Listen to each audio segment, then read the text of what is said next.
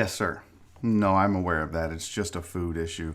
No, I realize there's probably not a lot of exercise he can do to lose weight. And I'll tell my wife there's no such thing as catabetes. I know. I think they're just making that up. I don't know what the deal is. Yes, sir. I'll just not feed him 8 times a day. Okay. Nope. That's good. Thank you. I got to go. All right. Yep. Thank you so much. Okay. Bye. What's up, deckheads? Happy Monday! Welcome to Barry on Deck. I am your host, Barry Laminack. Thank you guys so much for being here. It's the start of a new week. This is week number 8, episode number 35. Hell of a show planned for you today. So pumped. So ready. What? Look at this. Look at this show. You look at it. Look at that. All kinds of good stuff. First hour, I got Cam. You dig it. We all know the news happened. Let's talk about it. There's some NBA players that won't play. Don't want to play. Zeek messed up again. Oops. Sacha Baron Cohen is at it again, and it's hilarious. Quick little Texas Roadhouse information. And, of course, we have a film session. And then in hour number 2, Rachael Van Oranje. I think that's how you say it. She always said orange was okay, but that's really not how you say it. But Game Day OJ, you know her as Game Day OJ on Twitter. You seen her on Houston Sports Show. She was on ESPN. She was on Sports Talk 790. You know her, you love her. The self-proclaimed and probably accurate first lady of Houston Sports Talk is in the building. It's gonna be a hoot, gang. It's gonna be a hoot, and we're all here. And I'm so excited to have you here. Thanks for being here. Okay, let's just start with the chat. Let me give the chat shout outs, and then let me give a bunch of go fuck yourselves because you're talking shit about my shirt. There's nothing wrong with this shirt, assholes. Why is dude's eyes gotta be like, you can't own a cat, you can't wear purple? I'm secure in my manhood. I'll do what the fuck I want. Does this really not look good? Okay. Shout out to Fidel Limon. Buddy, I saw what you were talking about getting tested. I hope it works out, man. I hope you're okay. Fingers crossed. I'm rooting for you. You guys keep Fidel in your thoughts and prayers, your T's and P's. Danny Ariano, what's up, buddy? Charles Garza. Wallace Wilt, what's up, man? Fidel, I see you. Let's see. Brandon Martinez, Josh Courts, Deckhead George or Jorge, Chris Reyes. Chris was first, by the way. He was the first in the chat. Franco Jorge 88. Y'all ever just make 3 accounts just to show Barry support? I love you. Thank you so much. Virginia Buttonweed's in the building. Chris Householder's in the building. One of our chat moderators, Luis Zelaya, better be in the building. I need you guys to keep all the rest of these jerks in line. But shout out to Luis Zelaya and Jeremy Benninger, our chat moderators. Look at Jorge Franco's got 3. I love you, buddy. Justin Kelms in the building. Cowboy Fam, what's up, buddy? BZH420, Donna, my sweetie. Eric Resendez is here. Dandy Dan, Crystal Collins. Happy Monday to you as well. You Dexy mofo yourself. G-Man, what's up? Hey, G-Man, thank you for upgrading your Patreon, buddy. I appreciate you. Brian Lamb, what's up, players? Stalker Brian's in the house. Santos is here. Who else we got? Where'd it go? Jen, I see you, Jen. Thank you so much. Let's talk about you guys. Joshua Watts, what's up, buddy? Francisco, what's up? Total Dallas, Hugh, Gregory Vega Jr., SVG, Jesus Perez. Oh, man, everybody's in the building. I love it. Let's get to this shirt slander for a second. It's not lavender. It's not pink. It's purple, okay? It's a purple shirt. What's wrong with wearing a purple shirt, guys? You guys are so judgy. I don't know why you got to be so judgy. Also, did you guys know I wear makeup for this show? That's a fact. Because I always forget to shave, which it's not a pretty sight to begin with. But I always forget to shave. So at the last minute, I'm in there doing the razor thing, and I don't even really shave. I just take the short one, and it's not a blouse, Sergio. But anyways, and then my face gets real red, and so Nora lets me use some of her powder, and I powder my face up, so I'm not all red and flush looking like, oh Lord, I don't know. Like I get so I'm here. I'm here with makeup and a purple blouse. So y'all kiss my ass. Yes, we knew you wore makeup.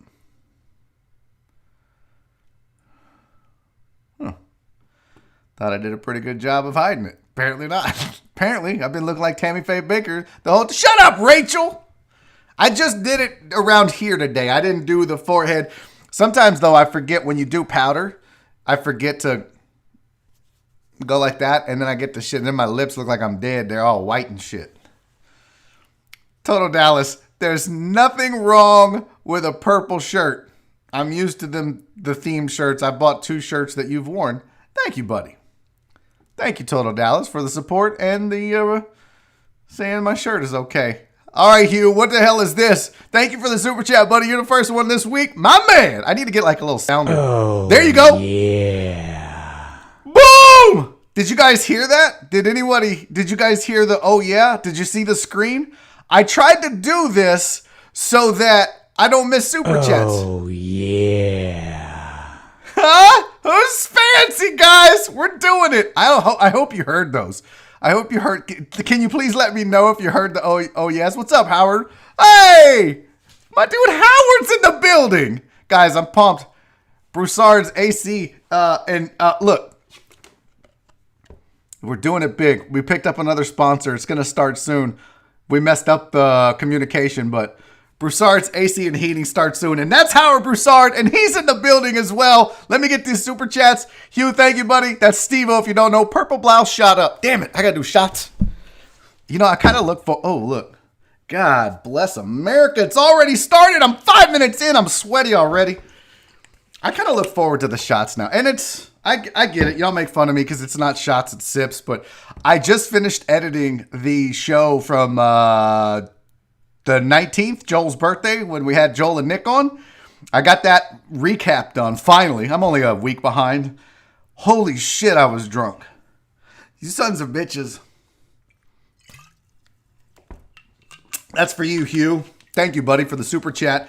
Gregory Vega Jr., thank you for the super chat. Maternity shirt. Kiss my ass. Oliver number 2, you go to hell. You're a jerk. Okay? You're a jerk. I knew you were eyeliner. Okay, I'm done with the chat. What's up, Deacon Jim? You guys please welcome Howard Broussard to the show and tell him thank you for sponsoring, and we appreciate it. And if you need AC or heating, I'll have a slide and everything when we get it finished, but I'm super pumped to have him here. He's an awesome dude. We met at J-Rose place at Current Cuts. That's where I met Howard, so super pumped. Okay, look, can you guys hear this? Let's see if this pops up. I see a Jibby John super chat. I want to see if you hear the oh yeah. Oh, yeah. Did you guys hear that or not? I need to know. But it lets me know at least. So, Chippy John, thank you for the super chat, buddy. Is it Barry or is it Barney? Okay. I'm going to have to go get a fucking new shirt at the break. You guys are a bunch of assholes. Jibby John, thank you for the super chat. No thank you for the words. Dr. Tran 290, thank you for the super chat. No thank you. Oh, damn, that's very generous of you, buddy. But he said, sing the following song, Purple Rain, Purple Rain. Purple rain. I can't sing though. That's the bad part. Everything is purple on the screen. Dr. Dre, the lights in the back, me. All right. Oh yeah. Y'all kiss my ass. All right. We got a shit ton to get to, guys. Let's do this. Let's start off with some sports. Actually, one quick show update. So a few of you have reached out to me that have joined the Patreon. By the way, if you don't know what the Patreon is, you can sign up patreon.com/BarryOnDeck. It's a way to support the show and me. You can pay $2, $5, $10 a month, and it allows you to support individual artists such as myself, and you get a bunch of cool swag with it as well. Thank you, Donna, for the super chat. It should pop up in a second, Donna. I want it to go first, and then I'll do it. I think it'll go first. Oh, yeah. Why did it do David's first? That's so weird. David Green, thank you for the super chat, buddy. He said it's magenta. No, it's purple, bro. Appreciate the super chat. It's purple, though. There's Donna's. Wonder why that was late. Donna, thank you for the super chat, my sweetie. She said it sounds like it's from Pornhub. I don't know where I got that from, to be honest with you. I should change it to like a cat going meow, and then that would be Oliver. Okay, real quick, because I got to get rolling. I've just been bullshitting. Look, we got a long week. We do what we do. If you have reached out to me about not getting your Patreon gifts, if you signed up, and I did the mass mail out earlier from everybody that jumped on early. The way this works is real simple. So when you join Patreon, no matter what level you sign up on, whether it's the $2, $5, or $10, it was the case where Patreon wouldn't charge you until the first of the month. And then I changed that last week. So anybody that joined last week got charged right away. But the rest of you wouldn't get charged until the first of the month. So I don't send the gifts out until you've been charged the first time. So if you were in that weird period where you signed up, but you haven't been charged yet, that's why your gifts haven't been mailed to you yet. Once everybody gets charged the first time, then I'll send you your stuff. I promise I'm not holding out on you. I got boxes and boxes of this stuff just waiting for you guys to join so I could get it in your hands. So fear not, if you signed up, but you haven't been charged, that's why you haven't gotten your gifts yet. And I promise you, I will get them to you. So just so you know. Now, let's get to some damn sports, you guys. Cam Newton is a Patriot. Well, he's also a New England Patriot. I'm sure he's a Patriot, but he's a New England Patriot as well. What's up, Old Humble Distilling? Welcome to the show. All right, so Cam signed a 1-year deal worth up to, now this is worth up to. That means he's going to have to get some incentives going, but it's worth up to $7.5 million. It's a 1-year deal. If he plays and isn't back in 2021, the Pats could get as high as a 3rd-round comp pick for this. Let's talk about why that's significant for a second. First of all, if you didn't know, yes, Cam Newton is a New England Patriot. Second of all, if you didn't know, the punishment dropped for when the Patriots were, quote, recording the Cincinnati Bengals on the sidelines. That came out to be like $1.1 million, and they lose a 3rd-round pick in 2021 for their punishment. Well, guess what? Bill Belichick did. He's playing chess, and the rest of the league is playing checkers. So Bill signs Cam to a sweetheart deal, 1 year, $7.5 million. If he sucks, they can cut him in spring or in preseason. Don't even have to pay him a cent. So it's a no-risk situation there. And if they lose him and he plays, they get a 3rd-round pick to recover for the one that they lost because of the cheating scandal. The Patriot, Bill Belichick is a genius. Can we all just recognize that? He's a genius. Now, as far as on the field, I like the move. I mean, Cam has still got it, and apparently Vegas liked the move as well. Now, Cam obviously injury issues last year. He only played in 2 games in 2019. But if you look before that, I now have some stats for you, his career stats. It's worth the gamble. It's seriously worth the gamble to get this guy on your squad, especially if Stidham was your replacement for Tom Brady. That's a hell of a fall off. Now, all right, Jason, I don't have any KC swag, homie. Sorry about that. Where else? Oh, you know what, too? I realized, but I will get to that in a second. Anyways, on to Cam. I get distracted easy. So according to the Sportsline data, with Stidham in place and set to be the New England Patriots quarterback, they were looking at about 7.8 wins. That bumped up to 9.3. So Cam Newton was worth a 1.5 wins on this Patriots team. There's also reports that their Super Bowl odds, their odds to make the Super Bowl got better as well. Patriots moved from 25-1 to 20-1 to win the Super Bowl, 12-1 to 10-1 to win the AFC, and also from a plus 140 to a plus 115 favorite to win the AFC East. Bills were plus 110 favorite. Now they're a plus 130. My goodness, Cam just making all the moves. And here's some more if you're curious, just how the odds moved before and after Cam. And I think I doubled up there. No big deal. Now, the other thing is Richard Sherman came out when he heard this and he was disgusted by it. He said, how can a former league MVP have to have signed for the minimum? A transcendent talent and less talented QBs are getting 15 to 16 million a year. It's disgusting. The problem is this, Richard. No one wanted to pay the guy. If he really had value that people thought, if he was worth what people thought, they would pay the guy. Unfortunately, he couldn't get it. He had plenty of opportunities to get it. Oh, he didn't get it. Yeah. That's so great. I need to turn it down, though. Luis Zalea with the super chat. He said, Bucks versus Pats Super Bowl. Bucks by 10. Brady retires as champ. Proof he's not a system QB. Shot for the GOAT. Okay. You know what, Luis? I would love nothing more than that. The problem is, AFC is way too competitive, bro. Here's to you, by the way. Here's to all the damn dirty deckheads. I love you guys. Jameson. Look. The Patriots ain't making the Super Bowl. They're not even making the AFC title game. But they're better than they were. And they're going to cause problems, and they're not going to be a pushover.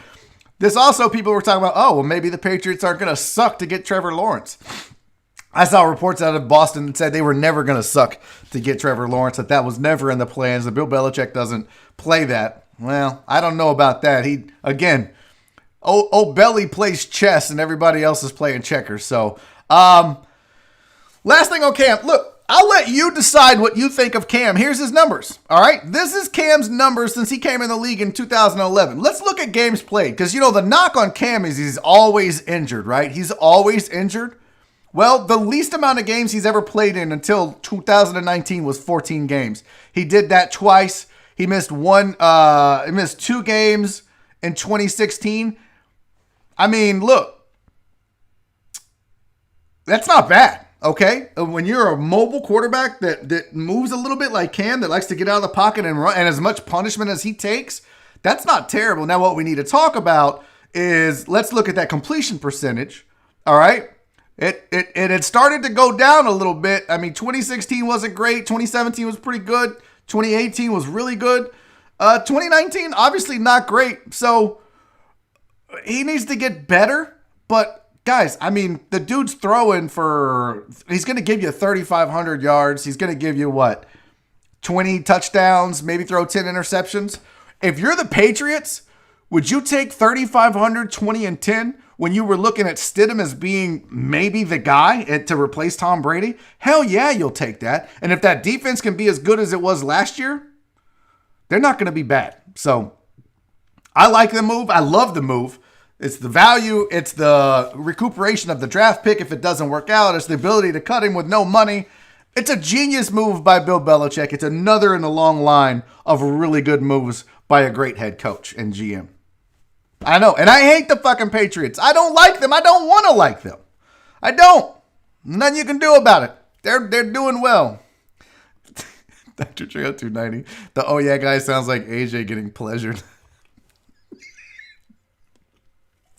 All right, I'll replace. I almost spilt my Diet Coke. I'll replace the oh yeah guy. What do you want? What do you guys want me to replace it with? You tell me. You have the choice. I know the chat's a little behind. I tried to speed up the latency because I think it affected the picture quality. I don't know. I'll try it again. But what do you guys want to hear when there's a super chat? If it's meowing, okay. AJ. Okay, that was weird, Brandon Gary. Sergio wants meowing. Oh, a hammer? No, this isn't the usual suspects, Francisco. Joel's not here, and I'm not stealing his sign, okay? His shine, I should say. Sipgate. Cat. Yeah, okay. The fashion clash between Cam and Belichick will be hilarious. Boy, won't it, Donna? You think those two? Cam's pretty outspoken. Now, what he's going to have to get a hold of is his emotions, and he's kind of a... Cam could be a diva, and that's not going to work. Now, yeah, fashion-wise, him and Tom are known for their things. Oh, look, Rachel says she wants a meow for sure. Brandon Martinez wants Randy Savage. Oh, yeah. Definitely meowing. Just one, though. Just one. Meow. Okay. Maybe I'll try to record Oliver. I'll try to get a legitimate, but he doesn't really meow. He does this weird, like he almost has a stutter. He goes, like it's... I don't know what that sounded like. The beginning of Jungle Love by the time. It's kind of like that. It's weird. Okay, and I admit it. It's weird. A little more sports news for you if you didn't hear. NBA players. Okay, hold on. Pause. Boop, put a pin in that. We'll come back. I got to talk to 713 Hooligan here. Kiss my ass. It's purple. Hugh wants a fart sound. No, Hugh, we're not. That would be terrible. You guys want Oliver recorded? Okay, I'm Keith. I'm going to try to get Oliver recorded. I promise. All right. No, we're not doing the Lego soundtrack. Robert likes beer. Not happening. Nope, not happening. What I missed with Total Dallas? Somebody is Promings making it Bob yelling at the fan. You suck too! You suck too! All right, I'm not reading Total Dallas. Back to sports. We got to do this, guys. NBA. There are a lot of players that are saying they're not going to play when the season restarts. LaMarcus Aldridge, Trevor Ariza, Davis Bertans, Bojan Bogdanovic, Avery Bradley, Kevin Durant, Kyrie Irving, Kelly Oubre, and John Wall. Now, some of these names shouldn't surprise you. Some of these names have had injuries with Durant and Kyrie, and we all know with Avery Bradley, the reason he's not playing is legitimately because of a fear of coronavirus. He has to be concerned about that. There was an article that talked about the fact that he's had lung issues in the past and has been very slow to recover. And because he's been slow to recover, I need to turn that down. Because he's been slow to recover, it's a real risk for him if he were to contract COVID-19. So he's specifically opting out just to be on the safe side, and I have no problem with that. I have no problem with anybody opting out for safety reasons. If they're nervous or scared or they don't want to do it, I totally get it. And that doesn't bother me at all. And look, if players just don't want to play because of the social ramifications, I'm good with that too. Do your thing. This is a sport. Sports are supposed to be fun and entertaining. And if you feel like your focus needs to be somewhere else, whether it be on your health or on social injustice, I'm fine with that. I still disagree with not playing. I think that you have a bigger platform to spread your message more if you're playing, but I understand. And so I say do what you want to do. That's fine with me. David Green, thank you for the super chat, buddy. He said, how about an Oliver purr? He's not a purr. He doesn't really purr that much. He meows a little bit. He farts a lot, but it's really silent. If we had smell-o-vision, I would squirt you all in the face with an Oliver fart every time I got a super chat. But he does fart a lot though. Maybe that'll be some phone calls going forward is how to get rid of his gas, because Jesus, it's bad. Oh look, Brandon Martinez wants Stone Cold. Give me a hell yeah. That's not bad. I just wonder if it would be copyright issues. Jimmy John, I like how very good serious and then oh yeah sound comes in. Yeah, right. Kevin Durant obviously hurt, Luis. Totally. High win. Thank you, buddy. Shout out pink shirt Barry. Kiss my ass. This is the last one. I'm not getting shit faced again. I saw myself on camera shit faced. Thank you, Hugh. I called you High Win. Hugh, I don't know, bro. It gets in my head and I can't fix it. I should just call you Steve-O. That's what I'm going to do. Steve-O, this is for you. No more. I'm not doing any more today. 3 sip shots are enough.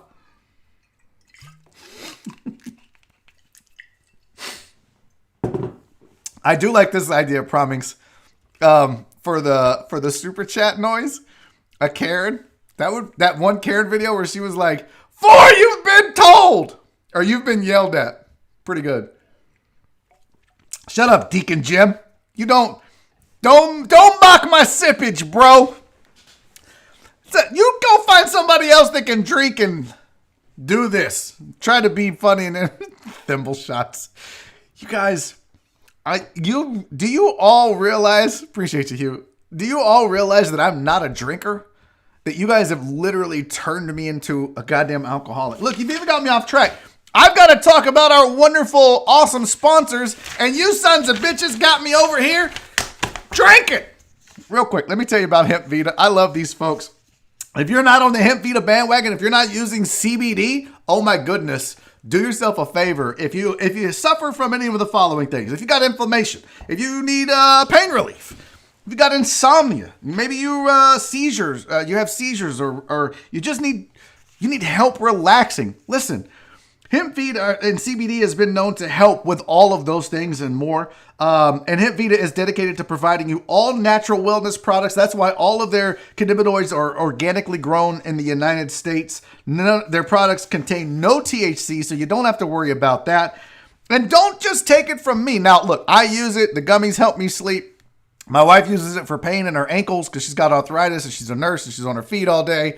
But don't just take my word for it. Ask the deckheads that have ordered. Tiffany, Chris Householder. It's Lord House in the chat. But these guys will tell you, man, they've gotten Hemp Vita CBD and it's worked for them. And I'm telling you right now, I love it, and I sleep like a baby when I eat their gummies before I go to bed. So try that if you have not already. You can order online. Just go to hempvitacbd.com. Put in promo code DECKHEAD15, and when you do that, you're gonna save 15% off your order. hempvitacbd.com / or no, I'm sorry, not / hempvitacbd.com.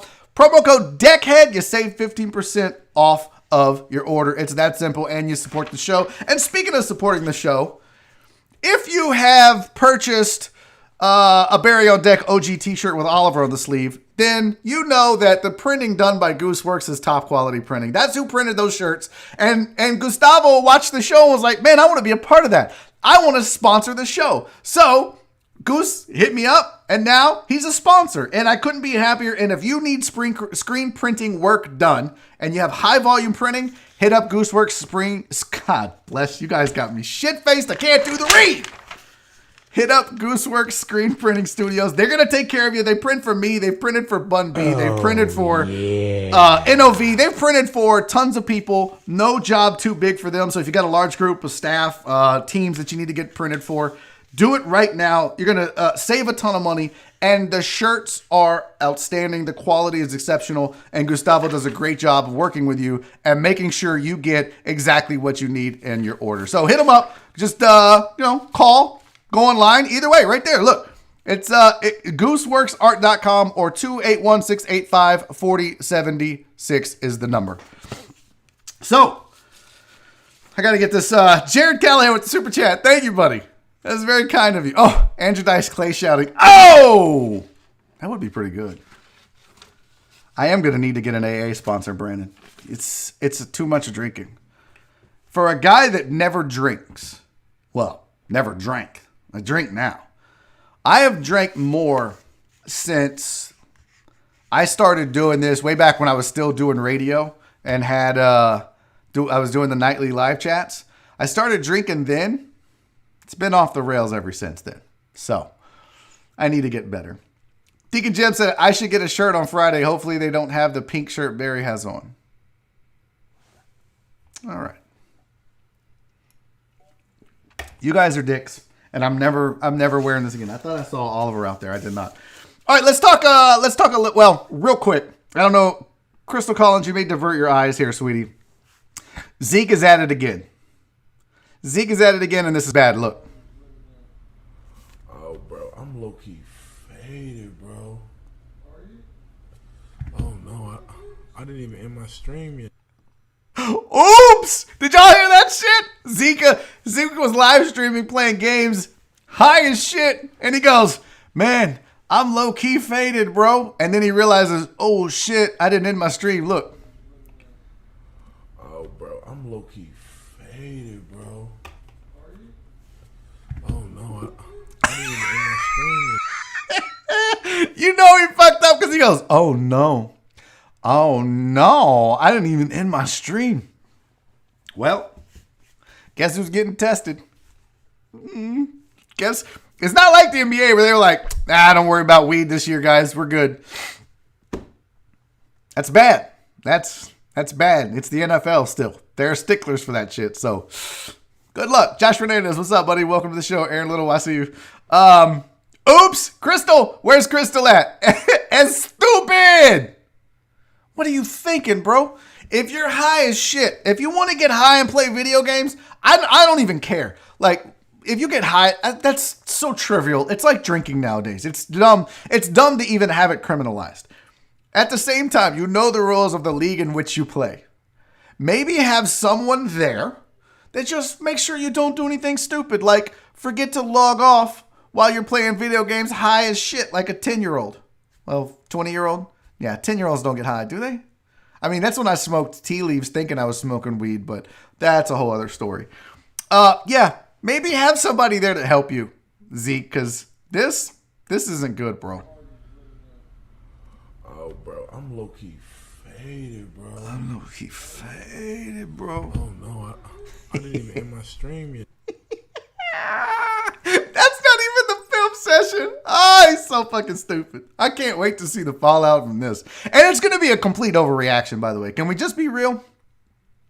The NFL's going to overreact. The media's going to overreact. Dude got high and played video games. Raise your hand if you haven't done that. Jeez. Let it go, people. But he did fuck up. That was a bad move. And I saw, by the way, I missed it, but I meant to say what's up to my dude Andy Huggins in the building. He said, so begins another week. Telling me. Yes, Boom Boom smokes tea leaves, Chris Reyes. One day I'll retell that story. And not now. It's too soon. Stop playing Total Dallas. What's wrong, bro? Are you, does this make you mad? Does this upset you, Total Dallas? Oh, bro. Oh, yeah. Damn it! Gotta do it again. Oh, bro. I'm low-key faded, bro. Oh, no. I didn't even end my stream yet. So good. Sorry, Total Dallas. That's just... Them's is the breaks, bro.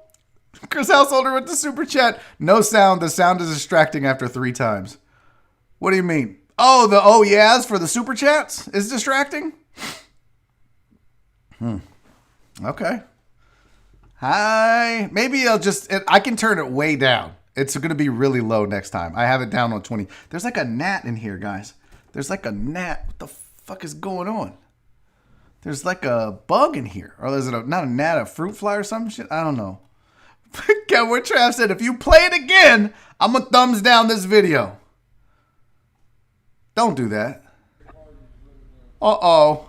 Oh, bro. I'm low-key faded, bro. Oh, no. I didn't even end my stream yet. What? Bro, you didn't end your stream yet?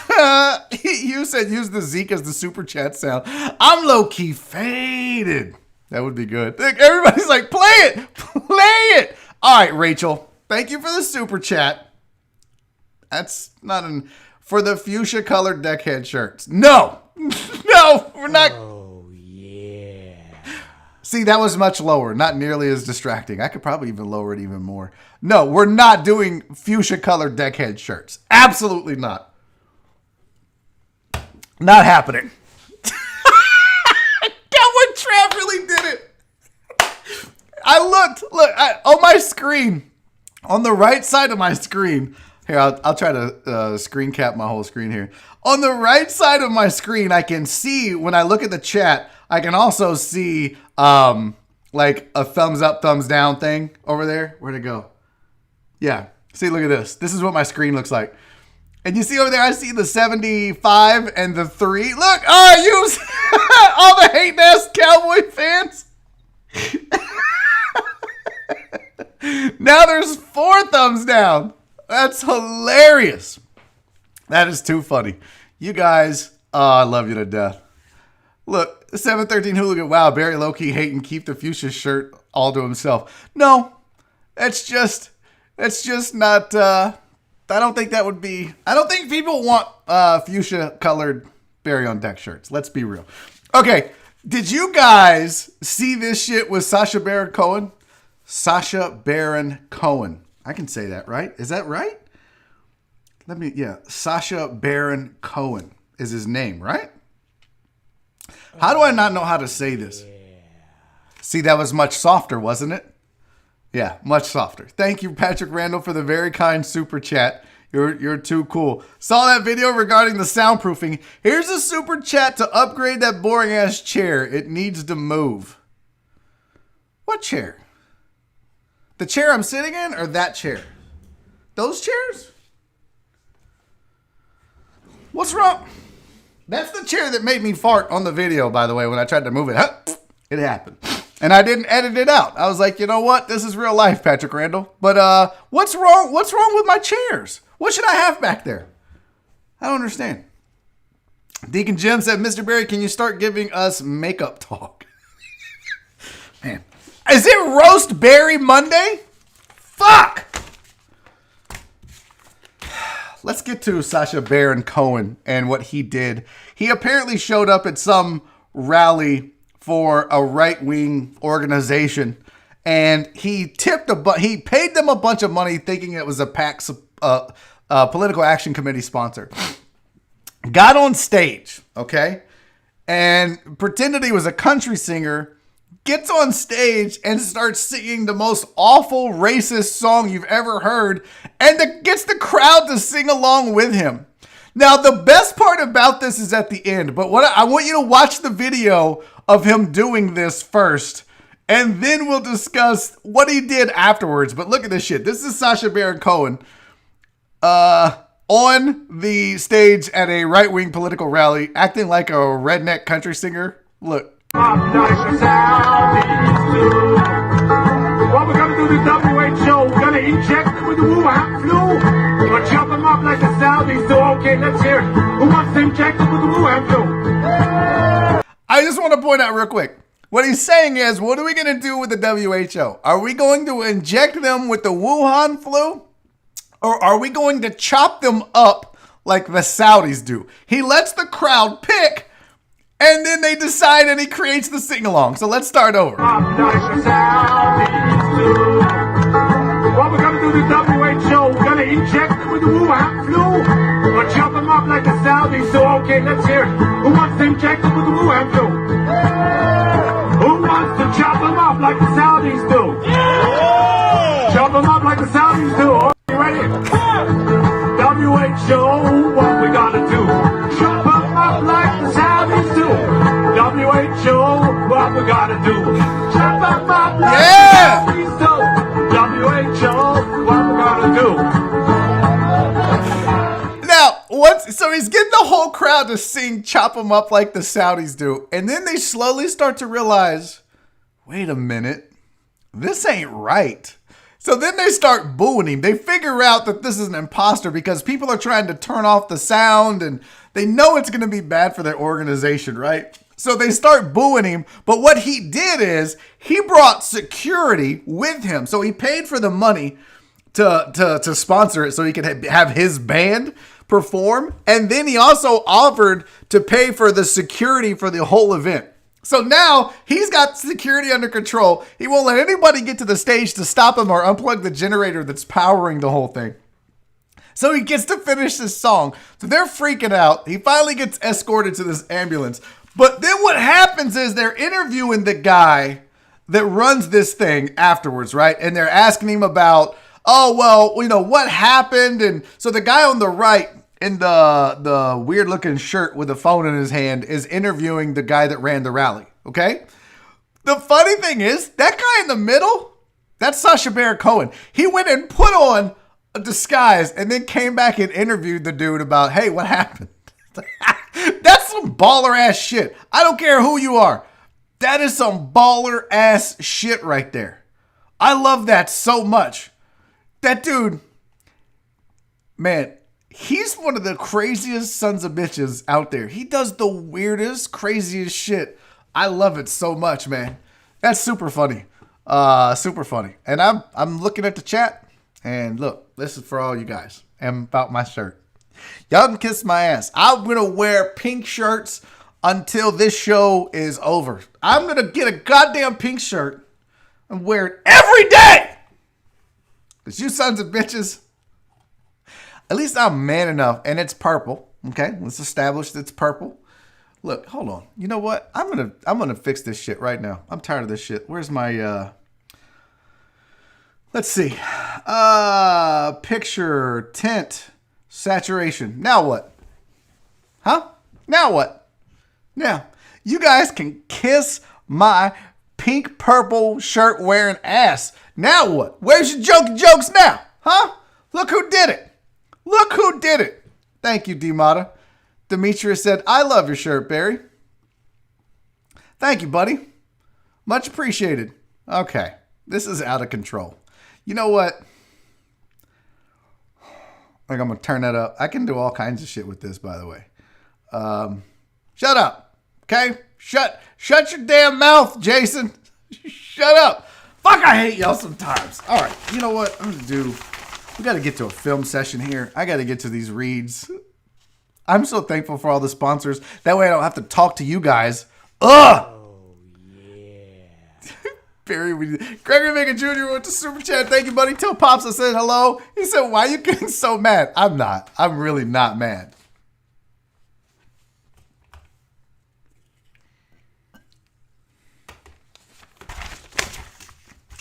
I hate y'all. All right, now, before we get to our film session coming up, I am so excited about this, guys.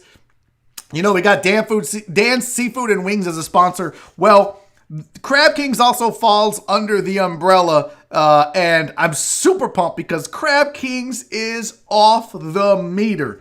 If you want some of the best seafood in Houston, guys, you need to get over to Crab Kings. Trust me on this. I love this place. You're going to love it. I can personally recommend to you the fried fish and shrimp combos. They are amazing.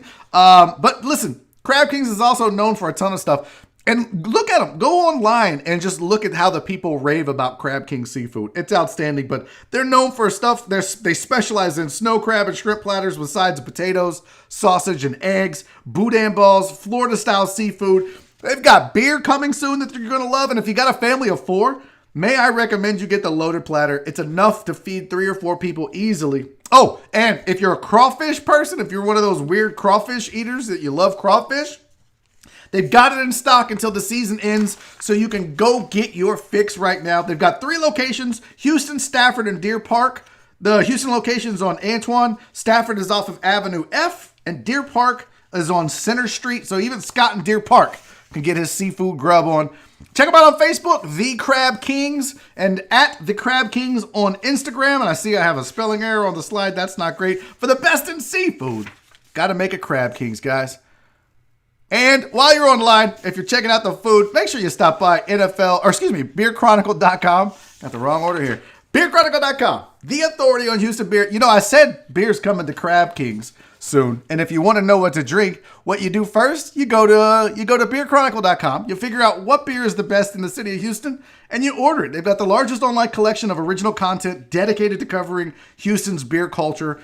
They've done tons of work, too, photographs and graphics for some of Houston's biggest and largest breweries, including Eighth Wonder. Hundreds of articles, comprehensive brewery maps, lists, you name it. If it's beer and it's Houston related, it's on beerchronicle.com. They've got an amazing staff, diverse, mostly Houston natives, veteran owned. They're culturally diverse, like I said. It's the biggest, loudest, okayest, most Houstonist beer site on the interwebs. It's beerchronicle.com. I keep seeing the shirt slander. I just want you all to know that I hate you. I hate you so much. And I have to read these stupid. That's what they're called today. They're stupid chats. Not super chats, David Green. This is a stupid chat. Oh, maybe not. I wear pink shirts to work so my boss gets uneasy. Thank you for the super chat, buddy. That's pretty funny. Josh Fernandez. Hey, Barry. Those panels are dope, but adjust your game because I can't hear you over your shirt.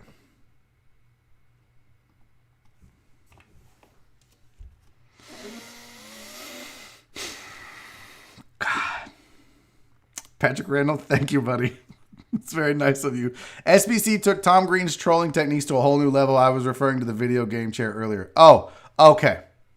Thank you. Okay. You're right, though. Tom Green was Sacha Baron Cohen before Sacha Baron Cohen, but SBC's on a whole other level. Tom Green was good. SBC is phenomenal. And what's my chair moves? I don't know what you're talking about. It's just cheap, bro. I bought this chair. Look at this. I bought this. It looks fancy, right? But it's not. I bought this at Staples for like $100 or $120. Some of these gaming chairs, AR Platinum had some, and he gave me a link to like a discount code. But I was like, bro, I can't afford that much for a gaming chair. I hope one day to be big enough where the gaming chair people are like, hey, if you will use our chair, we'll send you one. I'm just not that popular yet. But one day, right? Barry Crystal wants her blouse back. Assholes. You guys are all a bunch of assholes. All right. You know what? I'm sick of your shit. Let's do this.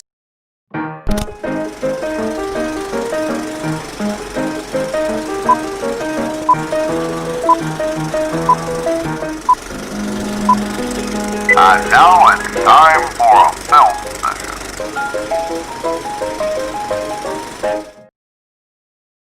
Okay. So our film session today might get me kicked off air again. Who knows? But it's another fight video. Now, there's no actual violence in this video. No one actually gets punched, kicked, or hit. It's just a precursor to a fight, and it's kind of, well, you'll see. Uh-oh. Oh, shit. Ooh. Oh. Okay, now, here's what happens, all right? So, my guy here in the red, that walk, that's a very Hacksaw Jim Duggan walk with a 2x4. Can we all be, if we can go back in time and reminisce, it's very Hacksaw Jim Duggan-ish. Duggan, whatever. I don't give a shit. But he walks up like he means business. Now, he does some moves. Right there, that's when he's like, what, bitch? Like, I don't know why you grabbed it like that, but he's doing a little twirly twirl right here. And then he says, bitch, I will bust you upside the head with this 2x4. Don't you know who I am? And then he tries to go behind the back like fancy style, right? But notice the other guy with the 2x4, he's not moving. He's not scared of any of these dudes, okay? He's not worried about it. So, old boy walks up, goes behind the back, and gives it a couple of twirls. Now that, come on, what is that? That's really not anything. The behind the back look kind of smooth if we run it full speed. Look, full speed, kind of smooth. That looked really awkward. That was really awkward. Let's see it again. Right here behind the back. No, that doesn't work. At this point, when he did, if he probably would have been okay. But watch the black dude with the 2x4, right? He's not doing anything. But once old boy does this move on his head, look, the black guy goes, oh, hell, he don't know what the fuck he's doing. He's like, it's ass whooping time now. Or like the Thing would say on the Fantastic Four, it's clobbering time. So now the guy in the red realizes, oh shit, this guy also has a 2x4 sword. And he gives it a little twirl right there. No one's impressed by your skill set. That's awful. And then now, right here, I'd like to point out that I'm not sure which he's going to drop first, his pants or the 2x4. Oh boy, that's not good. He was trying to do the old razzle dazzle spinaroo. Whoop, whoop, whoop! Oh. And my dude with the other 2x4 recognizes, oh, it's on now, bitch. You should have never done that. Look at Karen in the background trying to get in. Wait, fellas, wait. Let's not 2x4 fight. Wait a minute. And then she's like, oh, shit. Oh, no. Nope, you're not putting me on the YouTubes. I don't think so. Now, old boy in the red tried to be fancy with it. Not happening. Drops his 2x4. And my guy that's the, holy shit. Now see, if he would have had his fucking pants pulled up, he could have got away. But he's too busy right here. Where are you looking, bro? Why are you looking back? He's still looking. Now that wasn't even close. Oh boy, with the 2x4 still, not even close. Now right here, you gotta look up field, okay? At some point, you gotta know where the defender is, really. Let's be honest. If you're gonna try to run a 9 route right now, you gotta know exactly where the secondary is at all times. He didn't see the safety coming over the top. That's exactly what happened. Safety comes over the top. Wagga! Down goes Frazier. And oh man, I want to see what happens after that. Look right there though. Is that butt crack? I feel like that's his butt crack. So this is not good. And there's no way. Oh man, that's a hard fall too. There's no way he's recovering from that. And I would love. Oh, see right there. You even see him wind up like that. You know there was an ass whooping coming for that. God bless it. I'm so mad we missed it.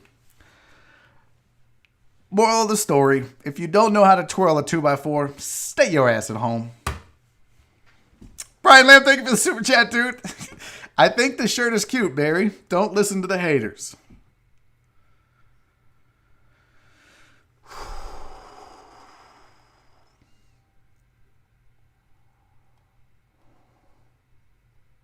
Okay. You guys. Yeah, and see, I got to do his damn read at 3 o'clock. He's the only guy that can get away with it right now. Because actually, Howard Broussard could too, because he's a sponsor. Real quick, I just want to give a shout out before we go to break to Texas Roadhouse. Can we just do that real quick? I don't know if you heard about this, but the CEO of Texas Roadhouse donated $5 million and his annual income to support his employees. How badass is that, right? So look, I'm gonna put their logo on the screen. Oh damn it! Can I not do that? Guess not. Sucks. I really wanted to give them some love with their logo there because they're doing a cool thing. Oh, nope. Maybe that'll work. Oh boy, how big is that logo? Texas Roadhouse right there. There you go. So what happened is the CEO of Texas Roadhouse donated $5 million. He had started, so what's crazy is he started as a bartender at TGI Fridays, had the idea for Texas Roadhouse, started the restaurant. He's now worth almost $500 million. But he remembers working at TGI Fridays. He was living with his mom, or his mom had to support him. He had 2 kids and he struggled. And what happened was he decided, I'm going to take some of my money and set it aside for my employees who struggle, whether they lost a family member and can't pay to have them buried, whether they're going through some hardships in their life financially, and I'm able to help them. And he legitimately put this money aside and gave up his salary of $480 million to do that. Here's what he said. We were doing that to take care of our people that might have a loved one die that needed money for a funeral or an operation. It would transition to where people gave part of their paycheck, whether it was 10 cents or $10, to help our people during this time of need. I'm 64 years old. I call people under 55 kids. So I have 70,000 kids and you want to take care of them. I relate to it in my own personal family. I want to take care of my family. That's how I look at it. When you're down and out, that sticks in your head. A lot of people think when you make it later in life, it leaves, but it stays with your brain. Later in life, you want to give back in the same way. Man, that's badass. Props to him and props to everybody over there. And Mike, yeah, what Tillman doing for Saltgrass? Let's be real. You got multimillionaires, and you love seeing it. Hey, Hugh, thank you for asking, buddy. Hugh said, "How's Nora doing?" Better as of this afternoon. She woke up not feeling well. Still hasn't gone and gotten tested yet. I don't know if they're probably going to make her get tested in order to return to work. So we don't know if it's coronavirus or not. Never had a fever, so that's good. But that's one of the things that they're saying. You're not always going to get a fever, I guess. So she's still sick, but getting better. So thank you very much for asking. I appreciate that. G-Man said, I bet Nora would look nice in that shirt. How do you know it's not her shirt, G-Man? Also, suck it. Okay, it's 2:55. This whole hour was just you guys fucking with me about my shirt. That was literally what this whole hour was. I don't appreciate it. I don't appreciate it at all. You guys are jerks. Thank you, Jason. I hope she gets well soon. Yeah. Go to Texas Roadhouse. Go to Crab Kings tonight. Go to Texas Roadhouse tomorrow. Go to Dan's Seafood on Wednesday. Support the people that are making a difference, man. Really. Brian Lamb, 75,000 kids. That's the plot to the Vince Vaughn, the Delivery Man movie. Agree, Rachel. Props to Texas Roadhouse. So cool, man. It's a great story. So, okay, let's do this. What did Virginia Buttonweed say? I don't know. I hate y'all. Oh, okay. Read down Barry. I don't know what you're talking about, G-Man. I don't know what you're talking about. Thank you for the super chat. What is read down? Barry stopped going through the closet while she's sick. Oh my God. I hate y'all so much. I'm just kidding. I love you guys so much. I could do this all day. I love it. Like literally. You know, as a comic, when you get roasted, it's a sign of love and respect. You guys must really love and respect me the way you fucking roasted my shirt for 55 minutes. Now let's get to a break. Here's the thing. You guys know I try to do a special break video for you every day. Sometimes I have the opportunity to make it better than others. Jay Cutler, if you missed it, went on a rampage around his house because something is killing his chickens. And he created this almost true crime style podcast trying to figure out what it is. What I did is there's been 12 videos on his Instagram story. I chopped it down It's hilarious, but it's going to extend the break a little bit because I wanted you guys to get the full feel of it. So I didn't do all 12 minutes. Obviously, that would suck, and we couldn't just sit here and watch it. Go to his Instagram story if you want the whole thing. What I did is I cut it down to 6 minutes. So today, this break is going to be longer than the normal 5-minute break. It's going to be like 6 minutes and 15 seconds, but it's hilarious. There's literally no music. Just watch and enjoy. And when we come back with hour number 2, I'll be joined by the First Lady of Houston Radio, Rachael Van Oranje. She's going to join me. She's my co-host. No, we're not co-hosts. We're I don't know what we are, but she's my co-worker at the Houston Sports Show. How about that? Okay. We're off to the break. 6 minutes. Do not go anywhere, sons of bitches. I'm going to go change shirts. We're coming back. We're going to have a good time. Stick around. This is Barry on deck. Hey, go grab a friend and come back and let's hang out for hour number 2. See you in a second.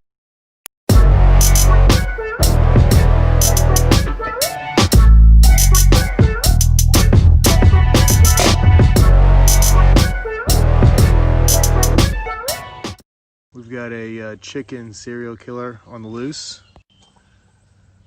We've lost quite a few. Tonight we're gonna set up a trail camera, see if it's a coyote, bobcat, I don't know, raccoon.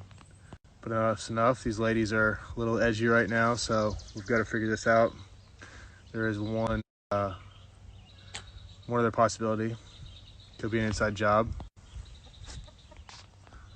Thelma over there, while she looks nice and sweet, is a savage with loose morals. Thelma, hey cat, kitty cat. I hope you don't show up on camera tonight. Everyone's on edge for tonight, obviously. Big night, huh, ladies?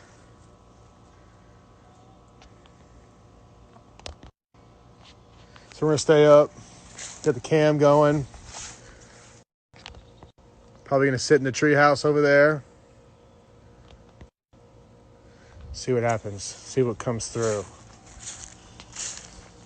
We owe it to the ladies tonight here. We're obviously dealing with a pretty intelligent predator. I think it is safe to say it's not the cat. So I think we can take her off the suspect list. Ladies all seem to be doing fine though. Everyone's pretty at ease, so they obviously got to get sleep. Boy, but the hunt continues. Oh, Blue's here. Blake just left. He's got those crazy eyes. Oh boy. And as you probably heard that, Blue has a sidekick. Didn't know about it. Kind of a last minute addition. I'm told he's a free spirit. Whatever that means. But he's Blue's sidekick, hangs out with him. Probably tells him he's the man. He's a little guy though. Big heart. But I think we're in good hands tonight. Oh, and we got this young rooster right here. Kind of a young apprentice. You know, watch old Blue. Get some. But we'll see how tonight goes. We don't know what's out there, and we've never seen Blue tested, so hopefully he's up for the challenge. Obviously things have escalated. Old Blue's in the coop with his sidekick. We feel good about him. Just don't want him to have a bad night. So we got some night vision goggles from our buddy. So we're gonna sit here and make sure that old Blue's got I already heard something. We'll keep you updated if anything happens. Down from the kids' treehouse to a little break. Had a coyote skirt by it. I don't know, maybe like 8:45, just kind of cruising by. We had a call out, so I think just kind of reacting to that. Got a quick bite to eat, some water, fuel back up. Checked the coop, all secure. Big Blue literally wanted to fight me as soon as I peeked in, so felt good about that. His sidekick was acting all crazy too, so I think we're in good hands. No culprit last night, which is okay. Stayed up way too late. Super tired this morning. But Old Blue's going to be on the case for me today. Take over the shift. Old Blue's doing it. He's on the watch. Hopefully I can get a nap in at some point and get ready for tonight because he's out out there somewhere. Culprit is, and we got to get the. So, saga continues. Stay tuned. This guy. Here's the deal. I'm tired. Long night last night. Morning. Didn't yield the results we wanted to last night, which is okay. It's a marathon, not a sprint. Tonight, I'm gonna put the camera back out. Went and bought chicken. Predator obviously prefers chicken. Old Blue was standing strong today.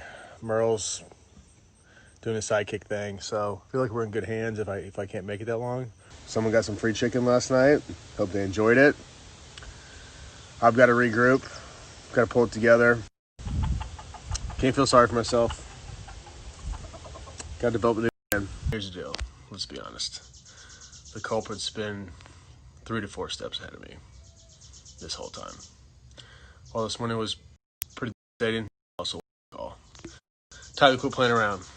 So tonight, 5 cameras are out. Tied the chicken to the pole. Gonna have to work for it. The thought that it could be a bit from that person that's really convinced me is very intriguing. I don't really believe that, but you gotta fake it till you make it. So just trying to stay positive. Okay, we're obviously under attack. Front yard, backyard, daylight, nighttime, morning. We gotta stop the bleeding somehow. We're gonna go with some live cages tonight. See if we can't trap something. Probably have to go night vision in the front. It's just we've lost control completely, and somehow we got to regain it. All hands on deck, and we just gotta do it. I mean, look at this guy, Big Blue right here. He's doing his part. Line, so we gotta step up to the plate. Wish me luck. Saga continues.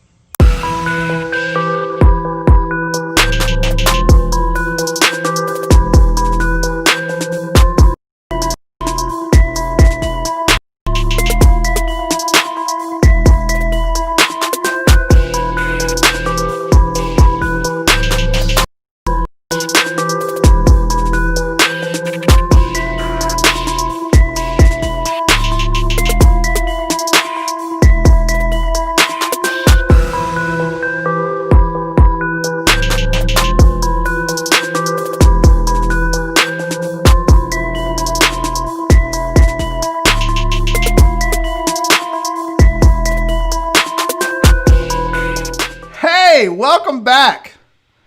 Hour number 2. Barry on deck. See, you sons of bitches, this is a pink shirt. Okay? This is not only is this a pink shirt, look at that. That's my wife's shirt. Look how tight this sumbitch is. I went and got my wife's pink shirt so y'all would shut the fuck up about me wearing a purple shirt. Okay? You assholes, I hope you're happy. Joining me on the show.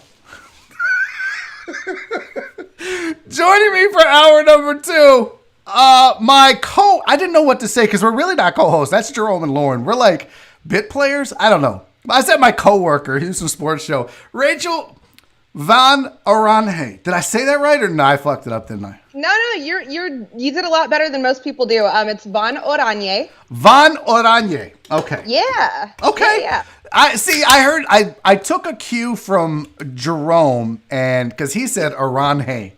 Yeah, it's different every week with him. It is, and you're so cool about it because you're like I would say I think when I first brought you on during the radio, I called you Rachael Van Oranje, and you were like, "Yep, yeah." Does that happen a lot? It happens all the time. I've embraced it. I accept it. Hence the game day OJ kind of tagline that I try to go with on everything. So I'm totally fine with it. I do not expect Americans to cater to the weird linguistics of my very Dutch last name. Is that what it is? It's Dutch? Mm-hmm. Yeah, it's Dutch. It literally just means the orange. It's pretty lame. Wow. So it would be Donald Van Oranje Trump. No, definitely not. Is he even Dutch? I don't even know what his background is. I don't know what Trump is. Spray tan, if that could be a race. Yes. Thank you for joining me. This is cool. It's like we just did a show yesterday or something. We did. And to clarify, I think that at least on the radio show, we're definitely co-hosts because you've become part of the family on the radio show. We love having you. I love the energy you bring. You're totally a co-host. Okay. Well, that makes me feel better. So I'm not completely out of Houston radio. I haven't been exiled because you and I both know how that feels. Yeah, we do know how that feels. Welcome to the club. Yeah. Welcome to the club. I had Dave Tepper on Friday, and he goes, well, and so many people have told me this, and every time they tell me, I go, yeah, you're right. But in my head, I'm like, fuck that. But I've been told you're not really officially in radio until you've been fired. Yeah, I was told the same thing. Always got told, even whenever I was like interning at ESPN. I used to be one of Barry's interns, used to always work on the show, answer the phone calls and everything. But yeah, they do say that, don't they? It's part of the business. You got to expect it, accept it, blah, blah, blah. But I don't care what the hell they say. That shit hurts. It hurts that shit bad. hurts. When it happened to you, I can't speak for you, but what did it feel like? Because for me, it felt like I was worthless. Like I felt I was embarrassed. Because when you're in the public eye, my wife was like, "Why are you embarrassed? That's so stupid." No one understands that unless you do this. You're in the public eye, so when it happens, it's embarrassing. Like people lose their job all the time, nobody knows about it. Yeah. When it's public, it's different. I don't know. I felt awful. How did it feel for you? I would be man enough right now to admit on your show that I cried the minute they put. In fact, I started tearing up walking to the office. You get this. I don't know how it happened for you, but I got an email after the show was over. I think it was a Wednesday, and I got an email from my boss, and it said, "Hey, about 15 minutes after the show, come down to my office. We need to have a talk." And I kind of just felt like it was coming. I told my closest loved ones, told my mom, told my grandmother. I had been telling them for probably about a month. I said, I feel like I'm not going to live out my contract here. I just feel it. And they're like, why? Everything's great, blah, blah. And I'm like, I don't know. It's just something you feel.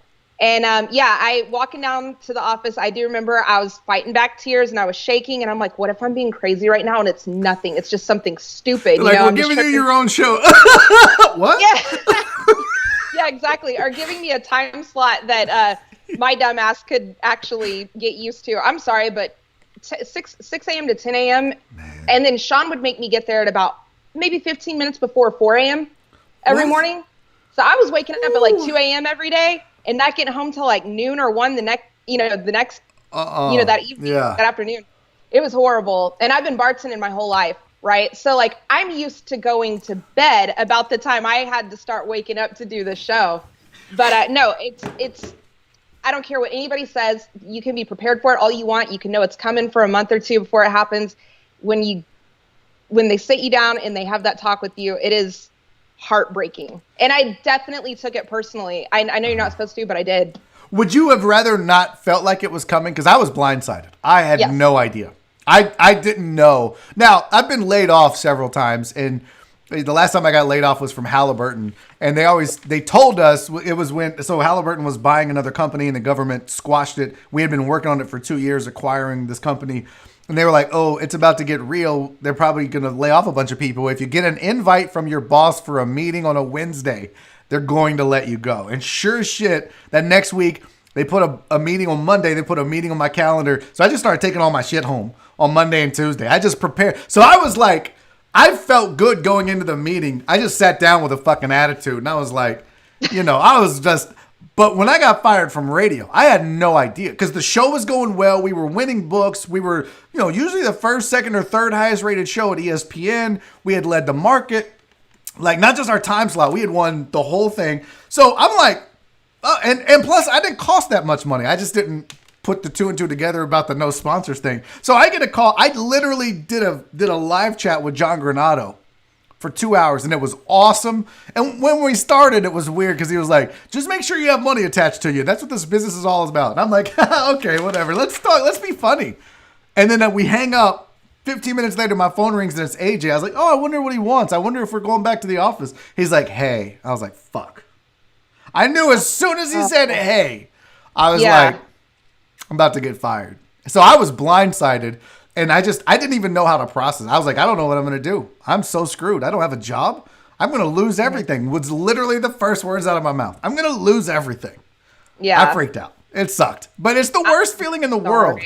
Yeah, it's horrible. It's horrible. And like, you know, I didn't know what your situation was with sponsorships and stuff, but like when I was at 790, I had 4 endorsements. That was 4 more than any of my co-hosts not named Sean Salisbury. You know what I mean? And I was the only female doing sports talk radio. In I Houston. knew of like, yeah, in Houston. And I had 2 more endorsements that the sales team had emailed me about that were up and coming. They were like, "Are you okay with endorsing a testosterone clinic?" Blah blah. They kept like padding it. They were like, every 5 minutes I'm getting an email from someone else like, "Hey, I'm being told about you endorsing a testosterone clinic. Are you okay with that?" And I'm like, "Hell yeah, I'm okay with that. I'll tell everybody what's gonna make their sex life better." You know what I mean? Like that's awesome. Let's do it. But I had the endorsements and everything. I was driving a Camaro SS from a Chevy dealership. You know, I had all that stuff. So I just felt it. I just felt like I didn't feel like my boss was getting what I think he expected from me, which I don't really know what that was. Yeah, I was going to say, do you know what was expected of you?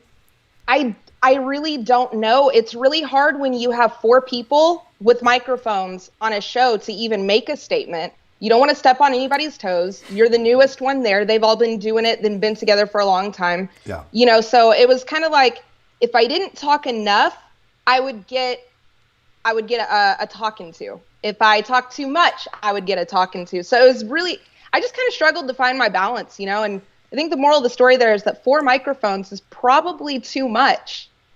Probably too much. It's always too much. I mean, 3, it can be difficult, but if you have 2 and then a third mic, kind of like a producer relation, Nick became more and more integrated into the Suspects, but I think 2 with an occasional third mic to bounce stuff off of or be the, you know, intermediary, and Nick ended up being the perfect complement to what Joel and I were doing. But I couldn't imagine having a 4th mic on that show, on any show. Yeah. Man. It's a lot. It's a lot. And it's really hard to even have a discussion and not just have a bunch of people talking at once and talking all over each other. You know, I'm sure a lot of times it probably sound like Max and Stephen A. Smith just yelling at each other all the time, you know, but 4 of those. Right. So it's a lot. But at the end of the day, you know, it took a lot of processing, a lot of time to like emotionally come to terms with it.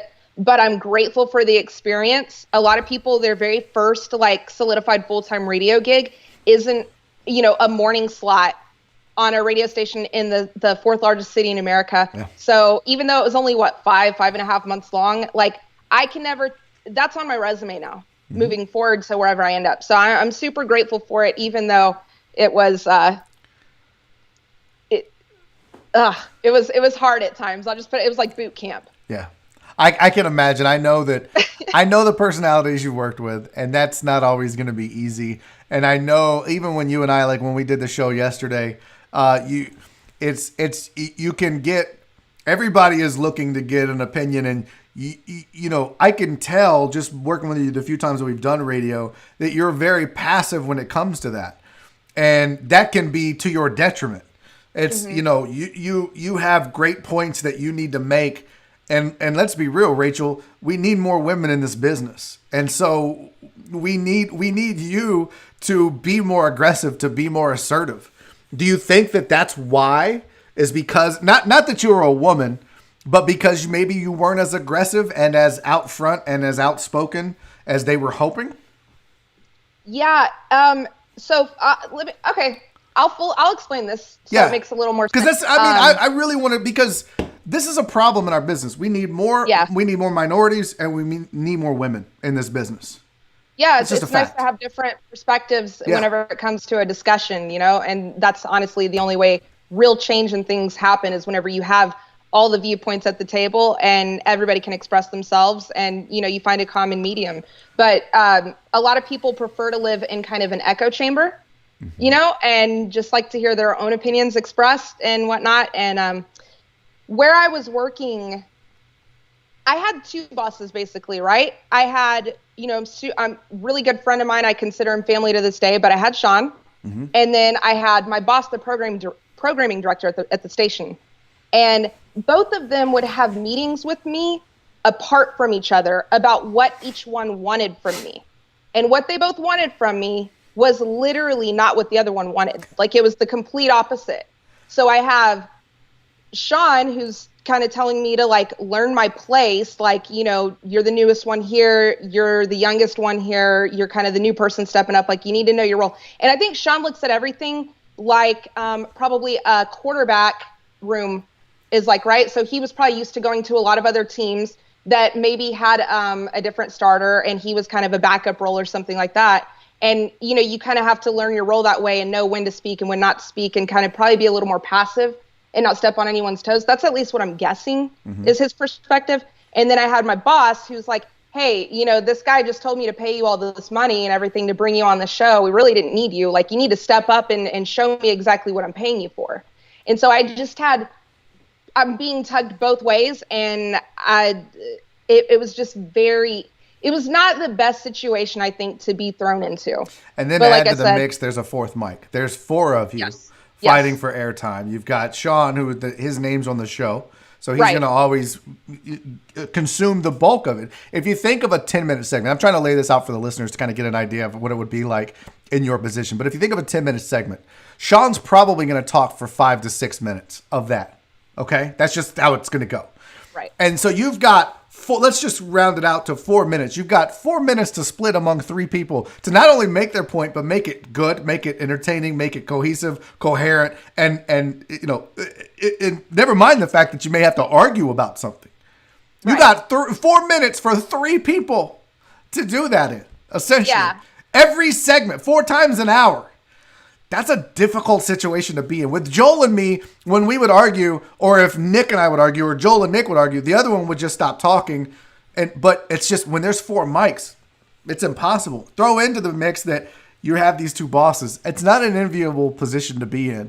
Do you think that it had to do with the fact that you were female? I know for a fact some of it had to do with me being a female, because it was constantly mentioned to me in these one-on-one private meetings that we would have like 2 to 3 times a week, trying to cut out a role for me. It was constantly being reiterated to me, literally verbatim. You are the youngest one on the show, and you're the female on the show. Like, you're the only female doing this. Like, you need to not step on toes. Like, verbatim, that was said to me over and over and over again. So I've in a sense, like, as grateful as I am for being on the show, it's funny to me that you said what you just said a few minutes ago about you've noticed that I'm kind of passive whenever it comes to making my point. Yeah, I have told people before that in a kind of a dumb, facetious way, I kind of have PTSD. From, you know, and it's something I need to get over. But there's also a lot of really good lessons that I was taught and that I learned. I just need to find a balance, I think, between all of it. You know, just find balance. And I do struggle to do that sometimes. Here's a problem, though, Rachel, that you're going to face, and it's not fair, but it's a fact. And it's a shitty fact, but it's a fact. Men are always going to be threatened by a woman that's as smart as them, as funny as them, as good as them, especially in a business like radio or television. When there are men and women and you put them together a lot, not all men. I mean, we know Jerome isn't afraid to have 2 smart, intelligent women on his radio show or TV show or whatever. Not his, but it's surrounding himself with that. Jerome's never been a guy that's going to shy away from that. But there are some men that are threatened by that. And I'm not suggesting that was the case here specifically, but if a man's mentality oftentimes is, you know, if another guy says something, okay. But if a woman says something that makes me look bad, oh man, I can't, men don't know how to process that. And that's going to be a struggle because you want to make your point. It's like you said, it's the perfect storm of bullshit for you. You got one guy that's saying, don't show me up. And you got another guy that's saying, show me that you're as smart. Show me you belong. What the fuck are you supposed to do in that situation? Yeah. It's pretty awful. My advice would be yourself. That's what if you get let go for being yourself, at least you were yourself. If you're aggressive, if you're out front, if you're outspoken, if you have opinions, say them. And if people can't deal with that, fuck them. But at least you go out on your shield, and you don't go out being something and somebody that you're not because somebody else wanted it. Damn, Ayana fixed my life. I love it. I'm just saying, listen, you want people to like you for who you are. Right. That's one thing that I had to learn in this business, and Dave and I talked about that last Friday, was that he was just, be yourself, man. Just relax and be who you are. And let people like you for that or dislike you for that. Yeah. And 9 times out of 10, unless you're just an awful fucking person, you're going to build a fan base. And you're not an awful person. You're good at what you do. You're going to build your fan base. And I mean, man, next opportunity you get, because I know you'll get one, just do what you do.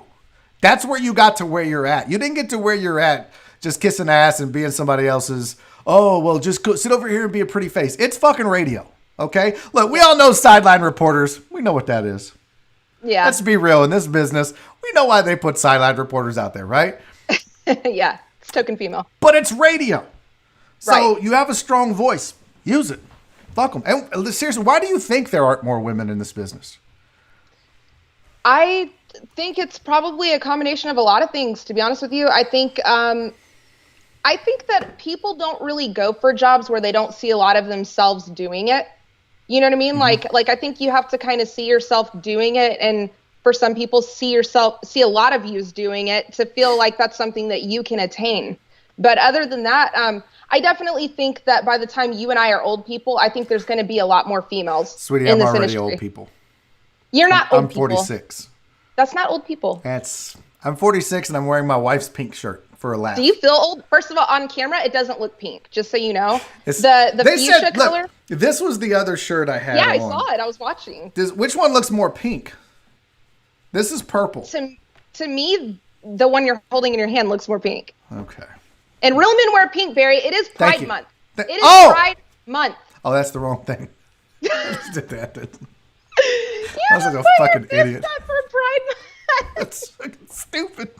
I'm a dumb shit. All right, what do Oh, I know? love it. Yeah, I love that's it. why I wore this for Pride Month. Yeah, you knew that the whole time, didn't you? Hell yeah, I did. I have a lot of pride in Pride Month. Well, that's good. You should. But no, the color looks great on you, man. It really brings Okay. out the eyes. Shut up. Don't Start being aggressive now. Okay? be yourself, Barry. This is Start what being you aggressive want. later. I've had enough shit for an hour and 20 minutes from the assholes in the chat. Oh, speaking of, I got a super chat I have to play for you. It's from Dustin Stuckey. Thank you for the super chat, buddy. Very kind of you. But he said, this is for having a Santa Fe girl on your show. Go Indians. Oh, we got a fellow Santa Fe person, huh? I love it. Yeah, go Indians. Somebody stalking somebody. Were you very outspoken about your Santa Feism? I have been on the Houston Sports Show. I think I have on the radio show for sure. Okay. I affectionately refer to it as Clana Fe, because whenever I was going there, growing up in Santa Fe, I actually saw at least 2 little small semi-rallies of people wearing hoods and like burning wood and stuff like that. I literally saw that. So Santa Fe used to be a really, really small school. It used to be 2A. Now it's like 5A. But it used to be 2A. And whenever they were 2A, they played Hitchcock, which is a neighboring town, which is a predominantly minority town. And Santa Fe is completely white, or at least it was when I went there. There literally was, when I tell you there wasn't one black person at my school, I'm not exaggerating. Really? There was not one. I was actually constantly called the N-word by my classmates that I had grown up with my whole life because I was the most ethnic looking person at my school. I had curly hair. I guess there are certain things about me that people perceive. Like, I guess whenever you live in a town that has so few black people or no black people that you just see somebody else that looks a little different, I guess you just think that they're black. But yeah, so I got called racial terms. I played Hitchcock. I was a little kid and I went to the football game that they played the Bulldogs at. It was on our field. And I remember somebody went into the visitors locker room, peed all in their helmets. What? Okay. And then got a bulldog. They were called the Hitchcock Bulldogs. Killed a bulldog and strung it up on a pole and put it in the parking lot.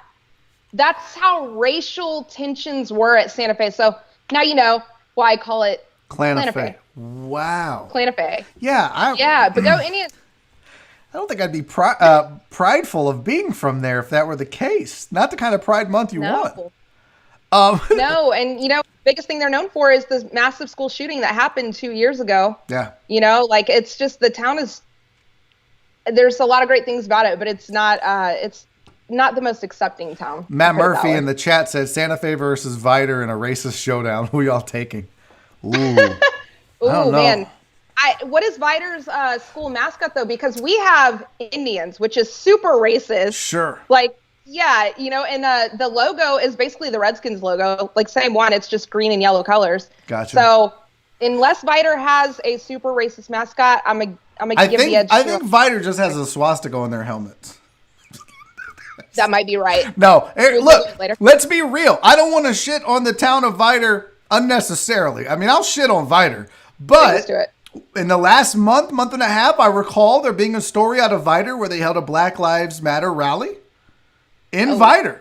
And there were several, I would say over 100 people showed up. Is that happening in Santa Fe?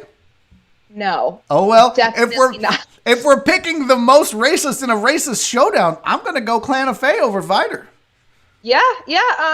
There was, when I was little, my grandparents, our house was right off of Highway 6. And I remember in the springtime, I want to say it was around March, April, May, somewhere in there, every year there was a KKK parade. Oh, my God. And it was a bunch of Confederate flags, a bunch of people holding up signs saying what city or I guess what chapter or how, I don't know how that shit works, but they're holding up signs represent the KKK of Cleveland, Texas. And I remember seeing signs like that. And then there's a couple of prison buses. They have bars on the window with Confederate flags on each corner that proudly says the Ku Klux Klan on it. That was Santa Fe growing up. I'm hoping it's better now, but that's how it was growing up, man. That place is awful. Place is wild. A lot of people don't believe me. So they're saying that Vider is the Pirates. Several people in the chat are saying it's the Pirates. Although Jason Henson says otherwise. He says Vider's mascot is just a guy in blackface. I love your chatters. I love them. The Deckheads are fucking legit, man. They are the funniest, meanest, most hilarious people. It's outstanding. So, yeah, and Dustin is saying it's much different now. Well, good. It should be different. God damn, this shirt is tight. So you wear it well. Looks good. I'm too fat to be wearing this. This is a men's medium. My wife bought it for her. But so thank God it's a men's medium. If this was a female medium, because I would wear it regardless. But fuck, I thought I was a medium at one point. I am definitely not. Look how high the shoulders are on this thing. You can see my bra strap. You see your bra straps? I'll teach you how to cover those up later. Thanks so much. So what have you been doing since you left 790 besides TV? Yeah, just basically that. I've been on a lot of people's podcasts and whatnot. For a little bit, I was covering the XFL for Fred Fowler for Sports Map. So I was going to all those games, writing articles, stuff like that. That was short-lived. That sucked. I miss it. Yeah. But that I had to wait out my non-compete clause for 6 months, and then able to do TV, radio, stuff like that. So just the Houston Sports Show on ESPN, and then the little segment I do on TV and XFL. That's about it. Have you put in, have you applied for anything? Are you trying to get work right now on radio, or are you waiting? I would love to get a full-time gig. I had gotten a phone call from ESPN Upstate not that long ago. I want to say it was February or whatever. And they asked me. It's, that is North Carolina. Oh, okay.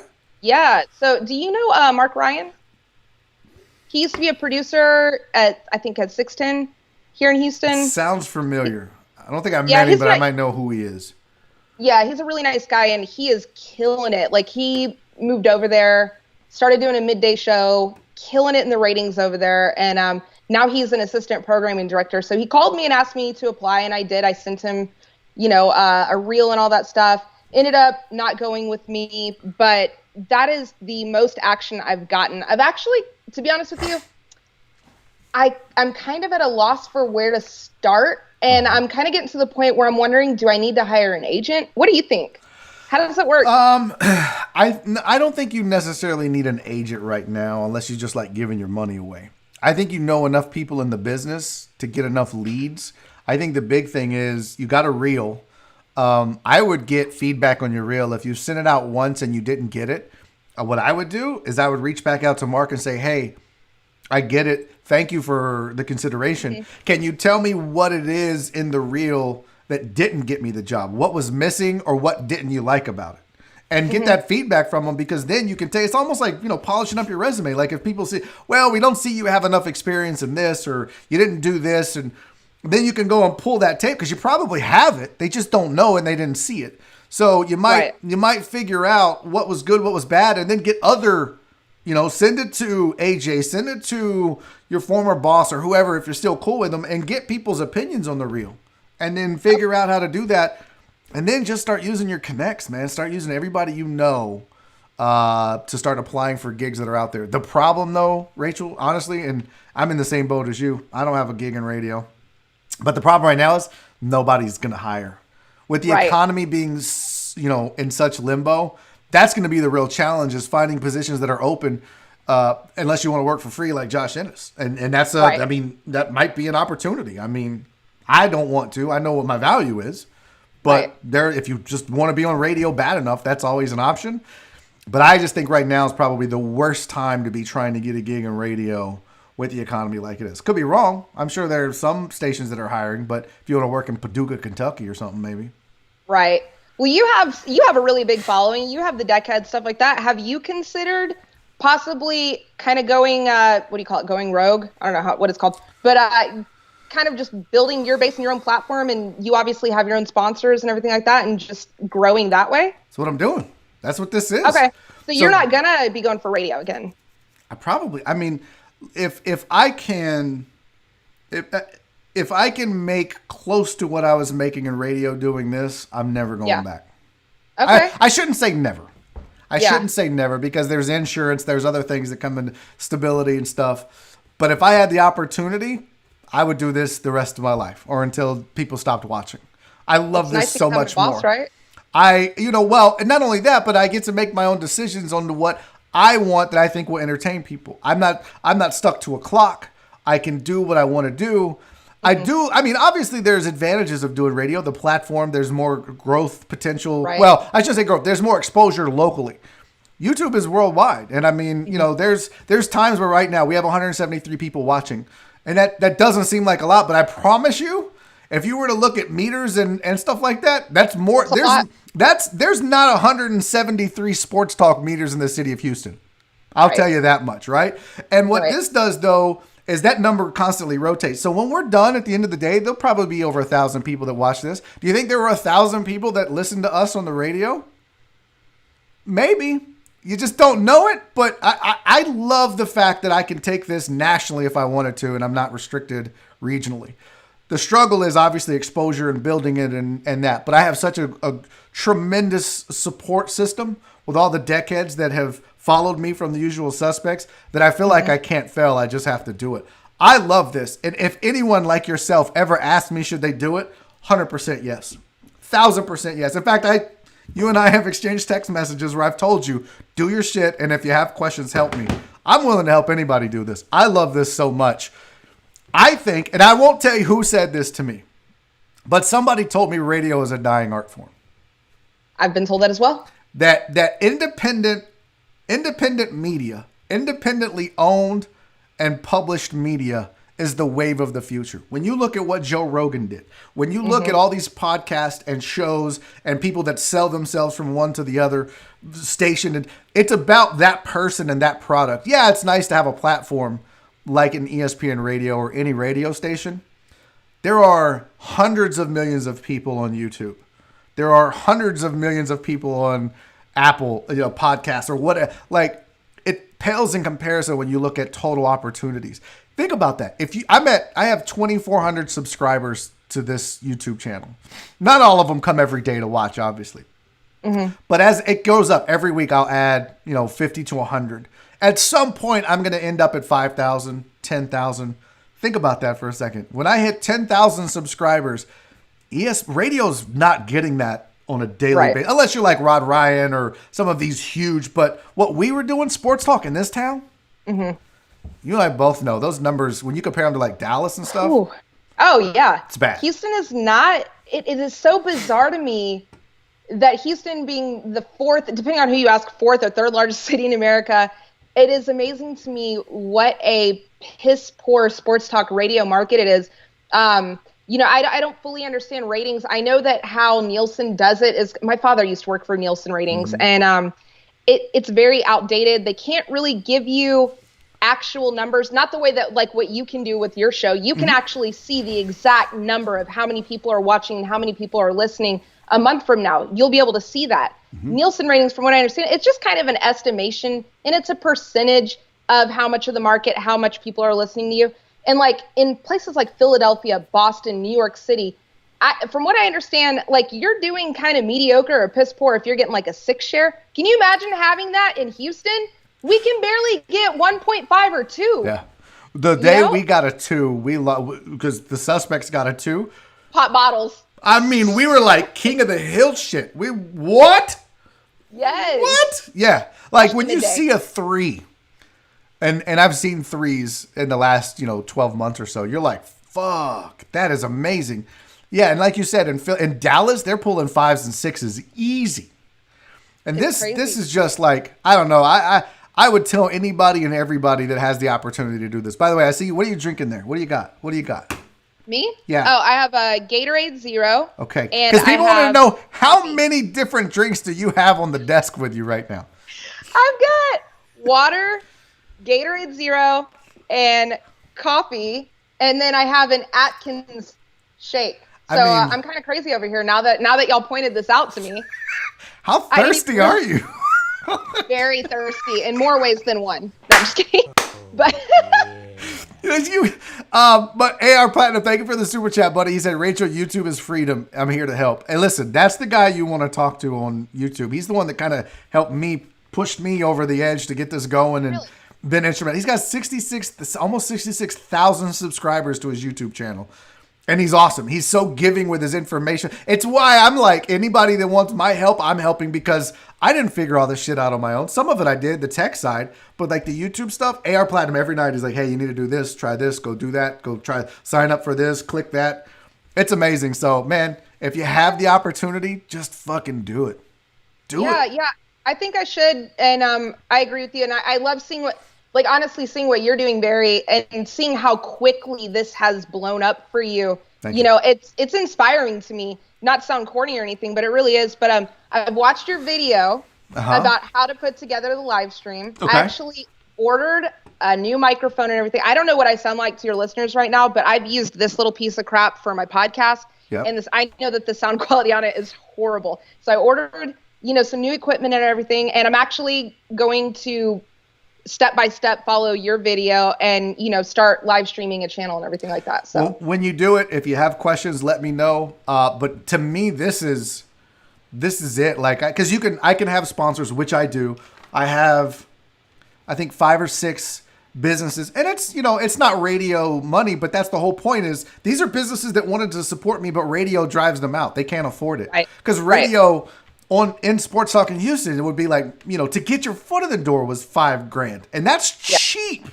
Yeah, that's very cheap. For a month and some of these businesses are like, look, I can't afford that. But when I approach them and go, hey, for next to nothing, I can get you to 1,000 views a day. You extrapolate that over a month. That's a pretty, and it's there forever. In radio, if you missed it, you missed it. If people come and watch this video next month, then they're going to see me actually do this live read right now. I got to do one. NFLDraftLounge.com. They're going to see me tell them about it. And look, if you're into the NFL and you're into NFL draft, you need to go check out NFLDraftLounge.com right now. It's your resource for everything NFL draft related. Website features, they've got scouting reports, mock drafts, news analysis, so much more. It's all a part of the Infinity Sports Network, so they're supplying all of the draft information to all of these Infinity Sports blogs and websites across the country. Tons of info. My guy Brian Land, you know him as Stalker Brian. Great dude, knows his stuff, and he's got a gang of writers that do an outstanding job. They've already got mock drafts for next year. They broke down literally every team's draft this year. Tons of info. If you're jonesing for NFL stuff right now, get over to NFLDraftLounge.com. While you're there, download their podcast. Go check them out. Get your NFL fix right now. Visit them online, NFLDraftLounge.com, NFLDraftLounge.com. So, sorry, that was a perfect time to mix it in. I love it. I always feel bad when I do the reads with a guest on because it's awkward for you guys. You're not on screen at least, but then you're just like, okay, I don't know what to do here right now. I'm used to it. But listen, oh yeah, it's true. But look, I love this because of the freedom. Like I start every show with a phone call about my cat. I can do film sessions. I could not do film sessions. I could just spend literally an hour fucking with the chat. It's whatever I want. There were times when I did radio and Joel and I and Nick would do a show and AJ would come in at a break and yell at us. I can't believe you're not doing this. How come you're not doing that? Do this, do that. And that's his job. I get it. AJ did that? Oh, yeah. I can't picture it. Oh, no. Yeah. Totally did. What? But this is freedom. Yeah. This is, no one's going to, well, my wife, one time I was like, I forget what it was. I had a question. I didn't know she was home. And I was like, I'm going to do this if my wife will let me. And from the other room, she yells, no! That was the only time. It was fucking awesome. I love her already. That was awesome. Literally the only time that I've had anyone tell me I couldn't do something on this show. But it's freedom, man. So listen, whatever you need, I've already told you that in the text. So I'm not just showing out for the public. I already told you this privately. True. Whatever you need, hit me up because it's amazing. And I think you would be great at it. I think you and Holly need to do it. Or you and I think having a co-host is cool, but maybe start your own thing and see if you want a co-host. I don't know. Yeah. What do you like working with somebody else, or would you want to do it solo? It depends on the person, but I will tell you this: I do not like talking to myself at all. So if I do work by myself, I want it to be kind of a situation like you, where you're literally getting people like texting you and chatting into the show, and you're kind of responding to them throughout the show. It's almost like you have another person in the room with you, right? I don't want to just sit there though and just ramble on, just talking to myself the whole time. I think a lot of it is who your co-host is, and like with what you're doing right now with the YouTube channel and everything, you get to pick your guests. You get to, if you were to ever have a co-host on, you're having me on for this final hour, you get to choose who you're doing it with. In radio, you don't always get to choose who you're working with or the setup or what you got to talk about. Nope. So I think everything about what you're doing does change a lot, for me personally, about how I'd want to do it. But I love working with Holly. It's just keeping her little butt focused. I hope she's watching right now. Focus, Holly. Focus. Yeah. There's a ton of commitment that goes into this. I think a lot of people want to do this and would be good at it. But when you sit down, like, no one holds me accountable. And they didn't really for the show, but it was a different kind of responsibility. But I told the deckheads from day one, I treat this as a job. I get up in the morning, I take a shower, I put pants on. I put on, I put pants. I treat this, I have shoes on. I don't need to have shoes on. No one's going to see my socks. But I try to get up and treat this as a job like I would go to a radio station. And it really helps me take it serious. And that's part of the drive you have to have. Now, I work, 12 to 16 hours a day on this show. The deckheads and everybody else sees the 2 hours. They don't see the other 12 to 14 that I put in. But fuck, I wouldn't do it any other way. I love this. I get to do whatever I want. It's few people get that kind of freedom in their job. So yeah, that's true. And few people get to do what they're passionate about. Yeah. And what got you into sports talk radio? You told me you used to be in IT. Yeah. So Most IT people don't have the personality you have, Barry. So how did you discover that? How'd you end up here? No, I'm just kidding. Let me put on my glasses for this part where I talk nerdy. You want me to? Yeah. Huh? What? Hello. See, this is why though, because the purple, you can see my ring light and all this shit. The glare. Yeah. No, I grew up a big sports fan. My dad had me watching sports. I played sports. I loved sport. And then I started listening to sports talk because of like Jim Rome. Actually, I remember listening to Joel Bushbaum and Martini. What was her name? Oh, Anita? Anita, yeah. Martini and Edmonds was the sports show, but as Anita Martini. And but I remember listening to them growing up because of my dad. And I always loved both. Then I got into Jim Rome, and I was like, oh, you can be funny and entertaining when you do that. That's cool. And it wasn't until I started doing comedy and then I met AJ, and we had a website together. And I was like, bro, you should put me on the radio. I think I'd be good at it. And he was like, no, that's not how it works. I was like, no, I'm kind of funny actually. And I think I'd be entertaining. He was like, you're an idiot. That's not how this works. So that's when he told me to try out for Rock the Mic. And then I ended up winning it. Huh? You did that too? Yeah. I ended up, so I didn't even know what Rock the Mic was. I didn't even listen to ESPN. I just, so he goes, there's a contest called Rock the Mic. Go win that. And maybe Dave Tepper will give you a gig on Sundays. Maybe. Or if worst case, you'll get to call into our show once in a while. So I was like, okay. So I did. I was like, well, when's Rock the Mic? This is on a Tuesday. He goes, it's Friday. I was like, oh, well, that's sudden. Okay. So I show up. I do my thing. I get all the way through. I win. They're like, okay, Dave says, here's what we just moved a co-host out. So Liebeshock needs a partner. We're going to try you for 6 weeks. And if you suck, we're going to yank you and you get your prize for winning. And we'll see you later. Have a good life. But if you don't, maybe we'll keep you. And that was 7 years ago. That's and so crazy. I did radio for almost 7 years. Yeah. You and Holly did. Is that how you and Holly met? Was through the contest? No, I didn't even know that she did it, honestly. No, her and I met through I think I was interning at ESPN, and people were always like, oh, there's another chick who I really think you'd like. She works, sometimes for Fred, does this and that, whatever. And I think we met at an event one day, and we just like clicked, and we became like best friends. And now we've gone to Philly together, Atlanta together. We've been all over the place. I have to go watch her stupid Eagles play with her at least once a year, up at Lincoln Financial. And she has to watch your stupid Falcons. I get it. Yep. She had to watch my stupid Falcons beat her stupid Eagles last year. It was one of the first wins we got. I'm still riding that high. But no, I did Rock the Mic, and I made it all the way to the final round as well. And it was me, Joe Paisano, and someone else. I don't know who. But I had... I bartend, and I had somebody that was going to cover my shift that night. Mm-hmm. So I had to go to I think it was Sherlock's Pub on Westheimer or something like that. Go win the contest. I was pretty confident. I was feeling myself. And last minute, like I'm on my way to Sherlock's Pub. Last minute, I get a phone call from the girl who's supposed to cover my shift. Why do people with children use their kids as every excuse to get out of everything? High five. Are you with me on that? Oh my God. I would get so angry when I was in IT because people were like, well, I can't come in. My kid is sick. I don't give a fuck. Like, I can't call in because my cat is sick. Bring your ass to work like the rest of us. Yeah, and what are you going to do? Are you going to cure your kid's sickness? Yeah. What are you, a fucking shaman or something? What are you doing? Let it lay on the couch with an ice pack and a Tylenol and go to work. Kids are the worst. I'm so glad I was never a kid. Ugh. Yeah, me either. Thank God. I came out of the womb like this. Yeah, I was just born 40. Yeah, exactly. Thank you. But so this woman, she was like, oh, I can't get a babysitter, blah, blah, literally like 45 minutes before. So I was like, oh man, I really want to go do this Rock the Mic thing, but I didn't really know if anything would come of it. But I knew that if I just didn't show up to work, I'd probably lose my job and not be able to pay my bills. Yeah. So I chose to miss the finale of Rock the Mic literally like 45 minutes before it started.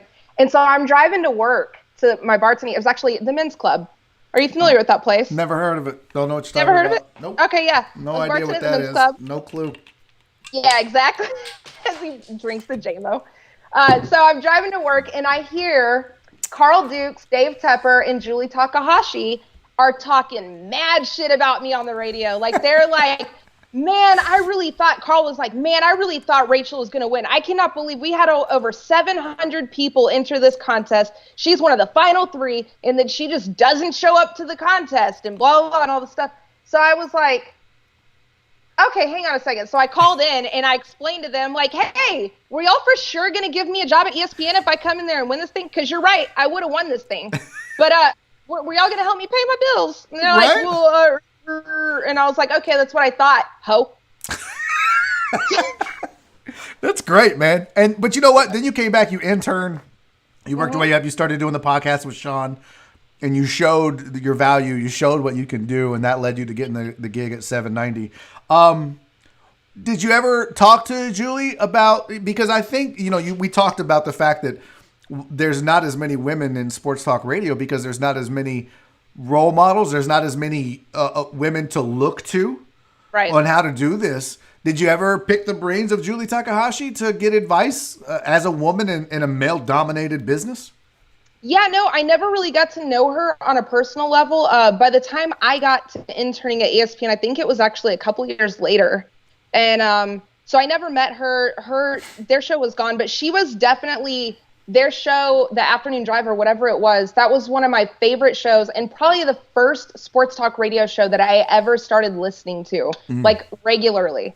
I love that show. And also, I think I discovered their show because they used to, I think it was on Mondays, they would go to different Hooters around Houston to do their show live. And I worked at one of the Hooters that they came to one day. And that's how I discovered the show to begin with. But I never really got a chance to like sit down with her and talk to her. You know, I was a fangirl on social media and I would always call in the show, always text in the show. I think I went to go see them a couple of times at live broadcasts. I was total fangirl. But I never got to like talk to her on that level.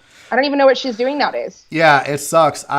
What advice would you give? If there's somebody, a female that, and this could be therapeutic sometimes, because I think if you start to think about what advice would I give to me 3 years ago, you start to, oh shit, what would you, if Crystal Collins wanted to do this, if Crystal Collins, who's in the chat, she's a sweetheart. If she wanted to do sports talk radio, what would you tell her as a female to do? What advice would you give her on how to try to crack into this business? Definitely the thing that I noticed this with a lot of interns, you know, the year and a half that I was interning at ESPN, a lot of girls come in there with dreams and hopes and they say that they want to do this for a living. But then whenever they kind of see the work that goes into it or how hard it is to get into it, just like with everything in the world, it's kind of easy to fall off and just to, okay, let me just go this route and go do something else because this is just too hard. Like, you have to have balls of steel as anybody that wants to get into this industry, but especially as a female. It's intimidating because there's not a lot of us in there. And, you know, you kind of just go in with the mindset knowing that things are going to be harder for you. I would just tell them to have balls of steel. You better have the drive to do this because when you first start doing it, you're not going to be making shit. You're literally going to do it for nothing. My starting salary was, I think, $35,000 with a bunch of incentives that I was never going to hit to make more money. But $35,000, that's really hard in today's day and age to support yourself on. You know, I had to work a second job. I was still bartending on the weekends. But you just got to want it bad enough to where you're willing to work 2 or 3 jobs at a time initially. And you're willing to put up with the BS and sexism and people kind of not taking you seriously. That's one of the hardest things as a female is a lot of dudes just don't take you seriously. And yeah, you might get cast off to a sideline reporter role, you know, if you're not careful.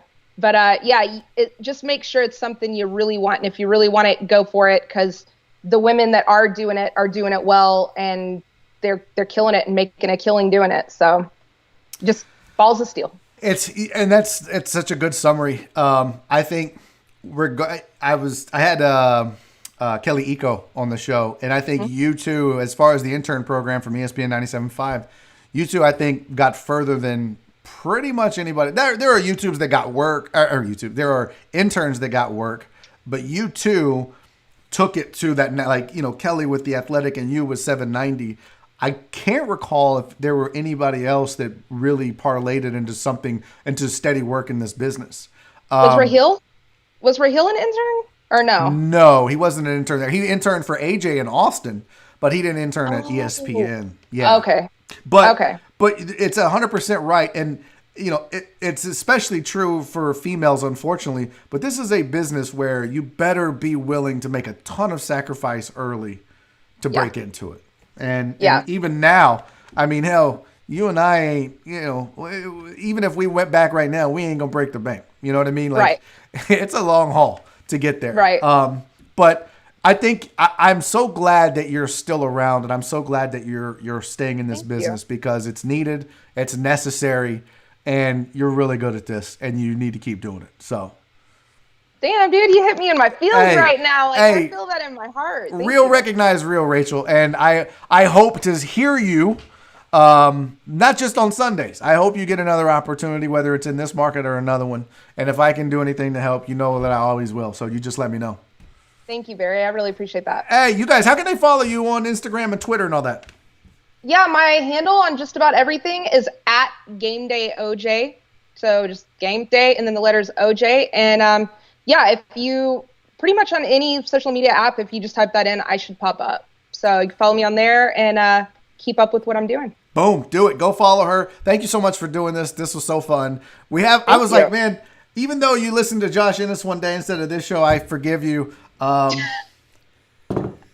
love you both. No, I love you both. Don't talk to me. This interview is done. You never speak to me Come again. on now. No, I'm Come just on fucking now. with you. I always tell people, look, there's plenty of love to go around. You support whoever you want to support. You know, even if it means I'm going to hate you the rest of your life. Go. Whatever. That's the beauty of this, right? I can go listen to it later on in the day. I've listened to you in the shower. I always listen to podcasts. I listen to podcasts and radio shows in the shower. It's like my ritual. It's what I do. I'm in there for like an hour and a half. I have to have something playing. So that's normally whenever I get my stuff in. And that's the beauty of this. Just so you're aware, all the deckheads for what, not my control, not fans of Josh, and the chat just turned on you really bad when I. Oh, really? They're all like, "Oh, you just lost me. Fuck Josh and his fuck." No. Okay, never mind. Screw him. It's Screw fine. him. It's all love. It's all love. Look, thank you again for doing this. Best of luck to you. And when you get all your stuff in, hit me up, and if you have questions, and I'm glad to help you get this thing going. You can do your own thing. All right, guys. That's Rachael Van Oranje. Did I get it? Oranje. Yeah. Fuck. No, I put a hey Oranje. Oranje. Yeah. There like it is. Kanye. Oranje. Oh, that'll help me. I need that. Yeah. All right, yo, that's Rachael. Thank you, Rachael. Thanks, Barry. There you go. That is another episode of On Deck. We do it every day, Monday through Friday, right here on this YouTube channel, youtube.com/barryisfunny. Go tell a friend. Go bring somebody with you. Let's have a good time. If you were here, you know I appreciate you being here. If you're watching this later, I love that too. I appreciate you. Tell a friend, spread the word. Let's do this. Thank you guys for all of the super chats. Thank you guys for making fun of my shirts. Thank you for making me put on another pink shirt. Literally 2 pink shirts in one day because the deckheads are assholes and I love y'all so much. Fidel, buddy, I'm thinking about you. I hope your test comes out negative and you're okay. Everybody else, be safe out there. Be kind out there. Be good to each other. Most of all, love each other. I'll see you guys tomorrow. I got a special guest, Owen Dunn. Tomorrow's going to be bananas. We're going to talk about the weirdest, craziest sports that you've ever seen. See you guys tomorrow. Look at that. Again? Son of a bitch. Daddy's making a YouTube video!